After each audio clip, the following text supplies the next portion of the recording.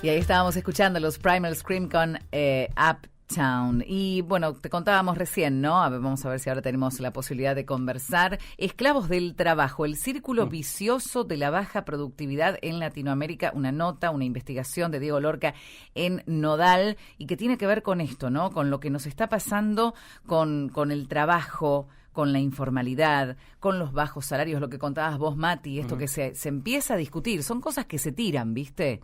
Y empiezan a discutirse. Vamos a aumentar hasta los 75 años la edad jubilatoria. No te dan mucha información, pero nos quedamos, viste, como el perro que se muerde la cola, dando vueltas sobre eso. Ahora lo de los ticket canasta. Las 12 horas. Las 12 horas. Bueno, estamos con el licenciado Diego Lorca, que es director del Observatorio Internacional del Trabajo y del Futuro, o ITRAF, por esta nota y por toda esta información. Diego, ¿nos escuchás? Hola, buen día, ¿cómo están? Sí, los escucho bien. Ahora sí, bueno, por suerte, porque tenemos muchas ganas de charlar con vos acerca de esta nota, de esta investigación, que queremos que nos cuentes de dónde salen estos niveles, ¿no?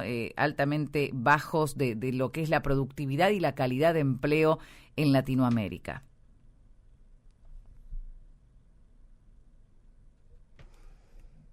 Bueno, primero que nada está bueno como para la audiencia que nos está escuchando y que cuando se habla de productividad o se hablan de categorías económicos productivas no se entiende muy bien de lo que se está hablando, por el ejemplo de que cuando se habla de productividad lo que se está hablando es del rendimiento de la fuerza de trabajo. Nos gusta poner un ejemplo sencillo como el de los campesinos, quizás que es como más ilustrativo. Por ejemplo, si un campesino tuviera que plantar una hectárea de tomates, no es lo mismo hacerlo con una simple asadón que con un tractor con inteligencia artificial. Obviamente, el mismo trabajador va a hacer el mismo trabajo en un tiempo mucho más corto, mucho más breve. Y eso también le permitiría, con el uso de la tecnología, ampliar la escala de la producción. Entonces, cuando hablamos de productividad, estamos hablando de cuánto rinde el trabajo. Eso como para arrancar, digamos. Y cuando hablamos de la productividad en América Latina, no podemos disociar lo que es la historia de nuestro continente y de nuestra región, ¿no? Porque hoy las consecuencias que estamos viviendo, como bien ustedes decían, de los bajos salarios, de la alta informalidad laboral que rodean a la región, tiene que ver con esas causas históricas, estructurales, donde América Latina fue definida primero por el Imperio Colonial Español, después por el Imperio Inglés, como un proveedor de materias primas, llámense estas materias primas más ligadas a los modelos agroexportadores o más ligados al sector minero, ¿no? Entonces, esa división internacional de la economía que impactó en el trabajo y en la producción es la que origina esta desigualdad en la brecha de productividad con otras regiones como por ejemplo Estados Unidos, Inglaterra y Europa. Eso nosotros también lo traemos en la nota porque a veces cuando se escuchan muchos análisis de economistas y de especialistas se abstrae el elemento histórico y es fundamental. Entonces, como para comenzar, eso es importante tenerlo en cuenta. Y después, nosotros para hacer la investigación acudimos a distintos actores del mundo de la economía y del mundo del trabajo, organismos internacionales como la OCDE, la Organización de Cooperación para el Desarrollo Económico, como la Organización Internacional del Trabajo, como el Banco Interamericano de Desarrollo. Y lo que vemos es que justamente la productividad se mide. La productividad es igual al PBI del país por el trabajo aportado, ¿no? Y eso da un número de productividad y que nos ubica justamente entre las zonas menos productivas.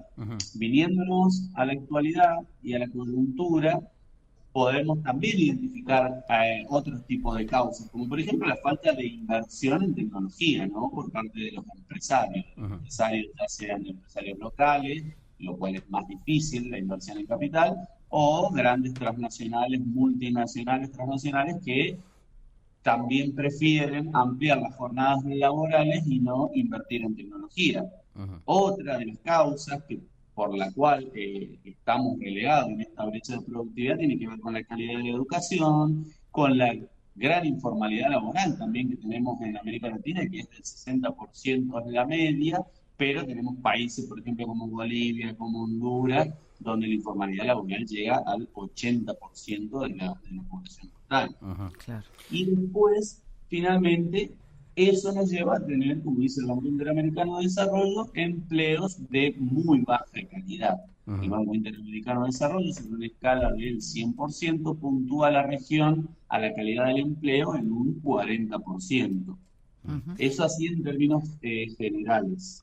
Y Diego, hablando de lo que es la calidad, pero también qué es lo que sucede un poco con la redistribución de la riqueza, en el punto de que me parece, vos me podés contar, los trabajadores cada vez reciben menos ganancias de esa productividad que ellos mismos realizan, ¿no? Como que la torta se va achicando cada vez más hacia el trabajador. Un poco pasa en Latinoamérica. ¿Crees que esto se puede revertir un poco? Porque vemos como también ciertos sectores o ciertos rubros crecen económicamente, pero no así el trabajador. Sí, sí, tal cual. Bueno, también lo citamos en la nota porque a nosotros nos gusta hacer un análisis complejo y atravesar varias dimensiones. Y cuando hablamos de productividad estamos hablando del momento de la producción del valor, Claro. del momento de la producción de la mercancía y de los servicios. Pero hay otro momento muy importante de la economía, que es el intercambio por un lado y la distribución por otro lado. Porque desde el año 2000 a la actualidad, la fortuna de los 1.000 millonarios de Latinoamérica ha aumentado un 368%. ¿Y eso qué significa? Que ese 368% que estos 1.000 millonarios tienen en su poder y en su acumulación, no lo tiene el conjunto de la clase trabajadora. Y esto es abismal. Según el último informe de Oxfam de mayo del 2024, hay 98 personas que acumulan 480.000 millones de dólares. Esto es equivalente a sumar el PBI de Colombia y de Chile. O, si lo queremos traer al asunto nacional, nosotros sabemos que el Fondo Monetario Internacional, durante la gestión del gobierno de Macri, otorgó el préstamo más grande en la historia del organismo, que fueron 45.000 millones de dólares. Bueno, imaginémonos que esto es 10 veces más del préstamo más grande en la historia que el Fondo Monetario le dio a un país. La tienen 98 personas, de las cuales, de esa fortuna total que te mencionaba, el 20% de esa fortuna total está en manos de una sola persona, que es Carlos Slim. Entonces, que es el mexicano, nosotros lo conocemos acá porque es el dueño de Claro, que es dueño de empresas de telecomunicación y de otras ramas, porque obviamente que son empresarios y son capitales diversificados que invierten en distintas ramas de la producción de bienes y servicios. Entonces, un poco ahí queremos poner el foco de que son ellos justamente los responsables de la baja productividad, porque son los que tienen la capacidad de invertir en tecnología. Generalmente cuando se habla de productividad siempre se habla del trabajador. Siempre es si el trabajador es más productivo, es menos productivo, cómo podemos hacer para que esté mejor. Cuando se habla de la reducción de la jornada laboral también se lo relaciona con eso. Entonces se dice una jornada laboral más corta, que es una tendencia que se está discutiendo en todos los países del mundo, aumenta la productividad del trabajo.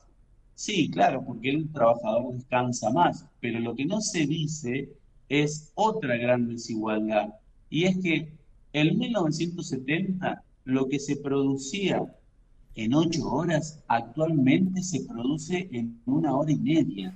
Sin embargo, seguimos trabajando las jornadas de 8 horas. Y algunos quieren más, porque están diciendo, hay como una especie de pajarito machacador todo el tiempo, de que hay que trabajar a la japonesa, hay que trabajar. Vos escuchás a veces a algunas personas hablar y decís, no me pueden estar diciendo esto. Hay que trabajar más, hay que ser más productivos, casi como si fuera un modelo esclavista.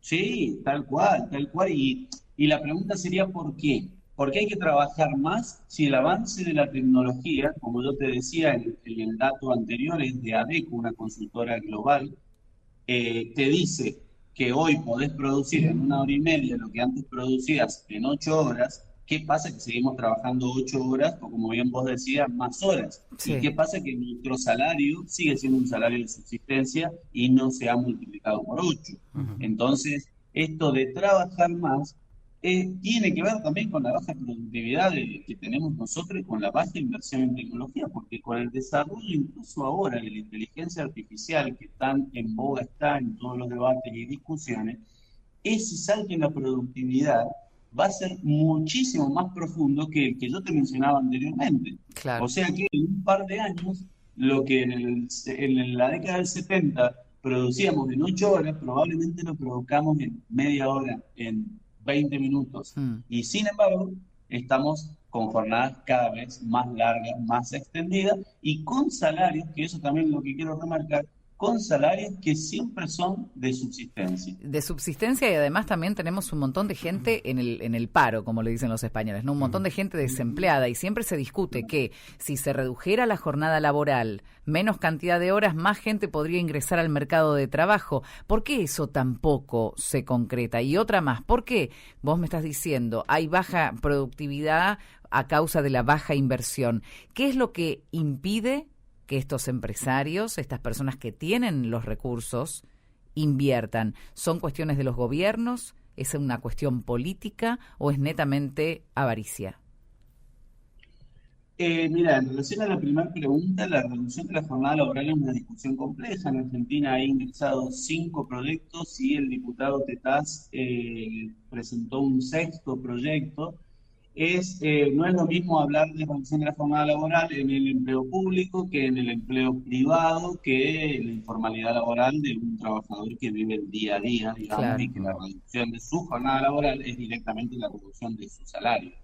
Sí vemos nosotros mucho más posible la reducción de la jornada laboral en el sector público por el avance de la tecnología, por el uso de la inteligencia artificial, pero inclusive si no quisiéramos utilizar la inteligencia artificial, que sería una desinteligencia, también Ujú. el avance en las telecomunicaciones y en las tecnologías de la información han hecho que nuestros rendimientos sean muchísimo mayores. Claro. Entonces, es una discusión compleja, está en boga en el mundo.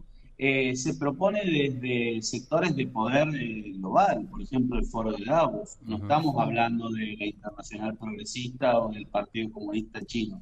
Estamos hablando del Foro de Davos, que es el Claro. foro de empresarios más poderosos del mundo y Claro. que hace rato que vienen promoviendo la reducción de la jornada laboral y el ingreso básico universal. Ujú. Después, en relación a tu segunda pregunta de qué hace que un empresario no invierta en tecnología, es porque no se le exige, porque Mm. los responsables de eso son los estados-naciones y son las políticas de gobierno.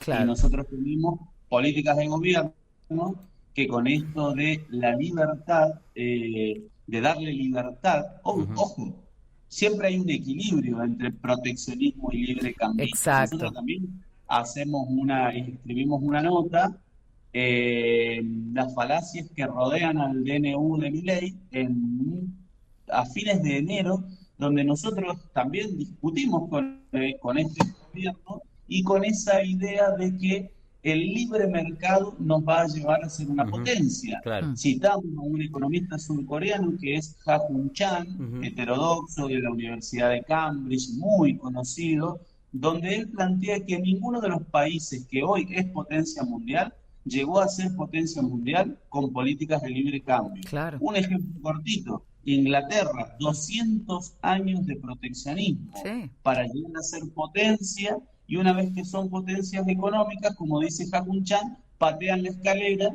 no te dejan subir por el caminito que ellos subieron y te vienen con los tratados de libre comercio a vos que no tenés tecnología, Ujú. a vos que no tenés una educación de calidad. Entonces a los países dependientes económicamente, y sobre todo Argentina, que tiene una fuerte restricción externa en relación a los dólares, el libre cambismo no nos va a llevar a ser una potencia, sino que nos va a llevar a ser cada vez Ujú. más dependientes. Y Diego, te hago esta consulta tal vez más personal, desde tu trabajo, no sé si está en referida al informe, pero digo, uno se pregunta, hoy ya no ministerio, sino Secretaría de Trabajo, ¿por qué los gobiernos, o que en un punto pueden estar más cerca del trabajador o tal vez de las necesidades que tiene una sociedad en general, no avanzan cuando tienen que avanzar, ¿no? Que es la gran pregunta un poco, o un poco lo que pasa en la Argentina, ¿no? Se aprueba una ley, después tienen que, si cambia el gobierno, pasan 8 años y se vuelve a discutir en el Congreso y avanza.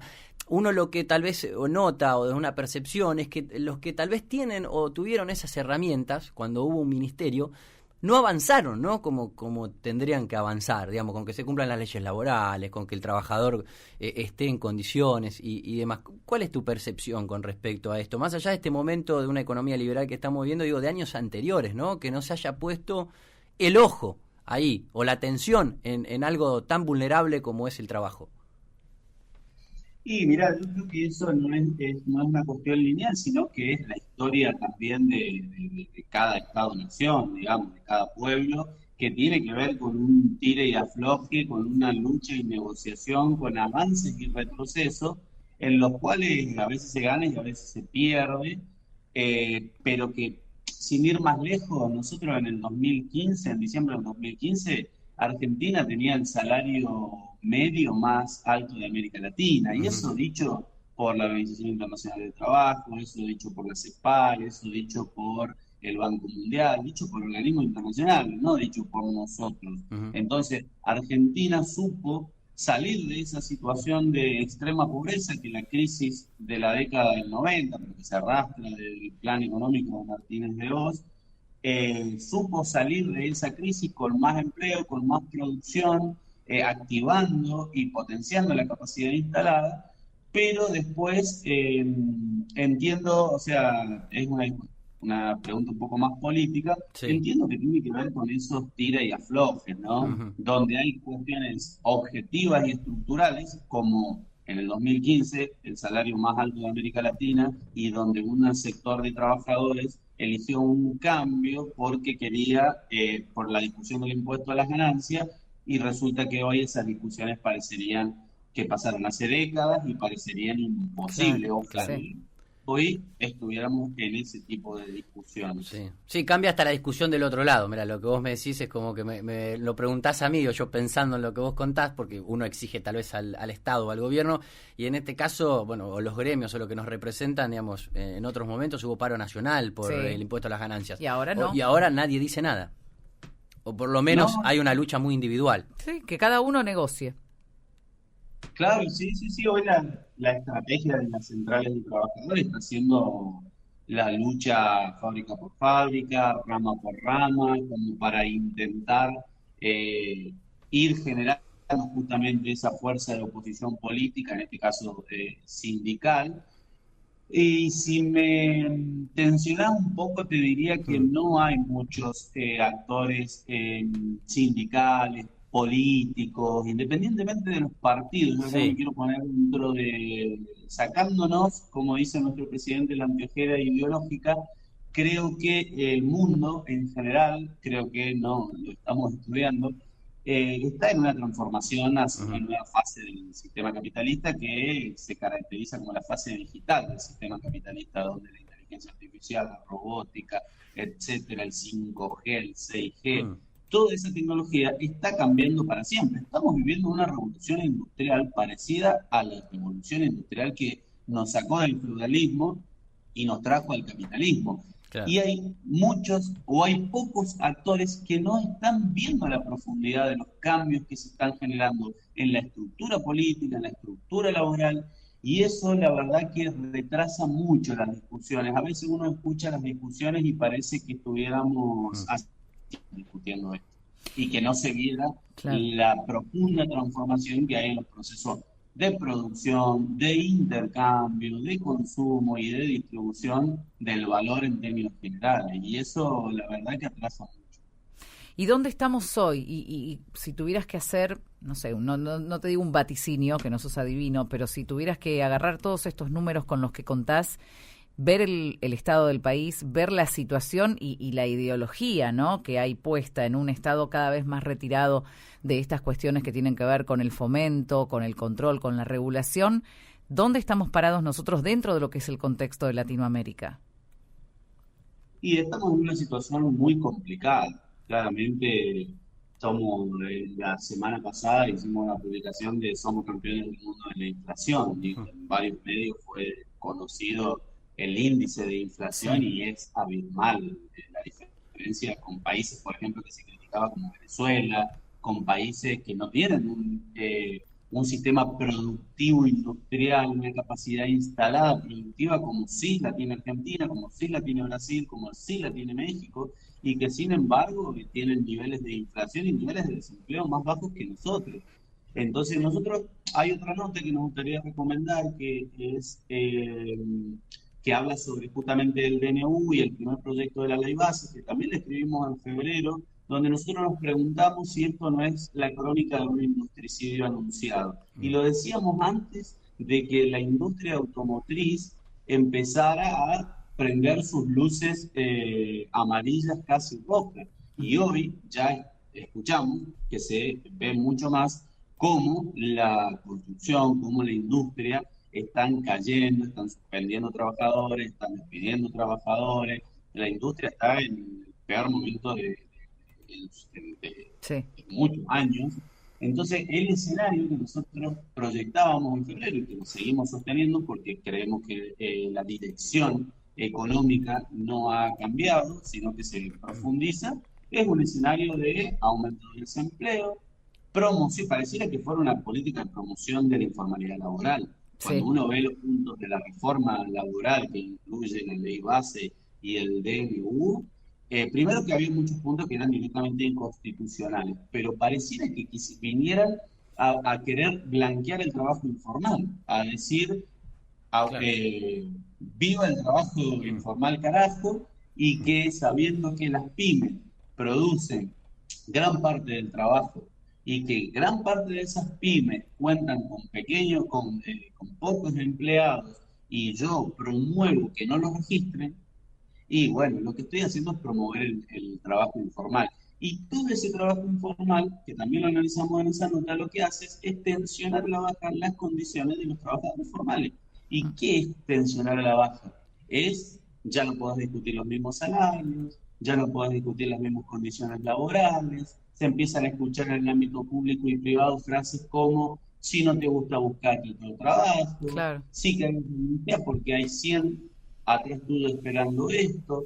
Entonces, el desempleo, cuando aumenta la informalidad, decrecen las condiciones de clase trabajadora en general. Y esto pasa en Latinoamérica, pero obviamente en Argentina lo vemos todos los días. Yo Claro. escucho a periodistas de canales de prime time diciendo cuánto tuvieron que recortar sus gastos. Sí. Gente que uno considera que tiene buenos salarios y sin embargo están recortando sus gastos. Entonces digo, el deterioro salarial y de condiciones laborales está haciendo a una velocidad nunca vista, tanto que al presidente le gusta ubicarse en el lugar de la historia, como el origen de la historia, de muchas cosas. Bueno, hay que decir que la caída salarial y el aumento del desempleo que hubo en los primeros 6 meses de Milei no se han visto nunca en la historia de la economía argentina, como así tampoco la devaluación del 118%. Imaginémonos que Martínez de Oz implementó una devaluación del 100% y para hacer su plan económico hubo que hacer en este país y a nivel de plan fondo en América Latina para instaurar la financiarización de la economía que finalmente nos trajo la informalidad laboral y estas tasas de desempleo. Hubo que hacer un plan de secuestro, detención y desaparición de muchas personas Claro. que formaban parte del entramado político, sindical, social, ¿no? Entonces, y este gobierno lo está haciendo con legitimidad. Entonces, ahí es donde se mezclan un poco las causas estructurales objetivas y también las causas subjetivas que hacen a la conciencia del trabajador, ¿no? Que a veces también creemos que tenemos más de lo que merecemos o que nos hacen creer esta frase de, me acuerdo de Rosendo Fraga, que ustedes me puedan corregir, Sí, en sí. su momento, claro, en el primer gobierno, que fue uno de los primeros que empezó a instalar esta idea de Que vivían por encima de sus claro, posibilidades. les hicieron creer que que esta ficción era real y que cualquier trabajador se podía comprar un 0 kilómetro o irse al exterior de vacaciones. Claro, sí, Igual, sí. y eso es muy profundo en la subjetividad y en la conciencia también de los trabajadores en general. Diego, gracias por este tiempo, te vamos a seguir llamando, le recomendamos a la gente que lean todo el informe porque está muy, muy bueno, lo van a encontrar en nodal.am, Esclavos del Trabajo, el círculo vicioso de la baja productividad en Latinoamérica, que te sigan a vos también en tus escritos, en tus investigaciones y gracias por este tiempo con nosotros. No, muchísimas gracias a ustedes, esperamos que se hayan entendido, fuimos Sí. como yendo y viniendo de lo nacional a lo latinoamericano y cruzando muchos ejes, pero bueno, lo importante es dejar en claro que sin inversión en tecnología por parte de los empresarios, sin incorporarnos a esta fase digital del sistema capitalista que estamos atravesando, las condiciones para la clase trabajadora se van a ir deteriorando. Que lo entendamos también todos, ¿no? Que nos sintamos todos trabajadores, porque hay gente que no se siente trabajadora, y que sintamos que somos todos parte de un mismo colectivo. Gracias, Diego. Gracias. Era el licenciado Diego Lorca, director del Observatorio Internacional del Trabajo del Futuro, OITRAF, hablando de esta cuestión. ¿Qué pasó? Noticia de último momento, inédito. Después de 1 hora 40, finalmente el árbitro decidió que el gol de Argentina estaba en posición adelantada en el sub-23. Argentina pierde 2-1 contra Marruecos. Se reanuda el juego, inédito, a estadio vacío luego de los incidentes. 2-1 pierde Argentina, restan 3 minutos para que termine el partido, inédito, insólito, vergonzoso, porque tuvieron 1 hora 40 para definir si seguía o no el partido y para definir si fue gol o no el de Medina. Un botín adelantado para el jugador argentino, pierde 2-1 el seleccionado de Mascherano. Falleció el fútbol, chicos. Radio Sí, 91.1. Todo puede uno.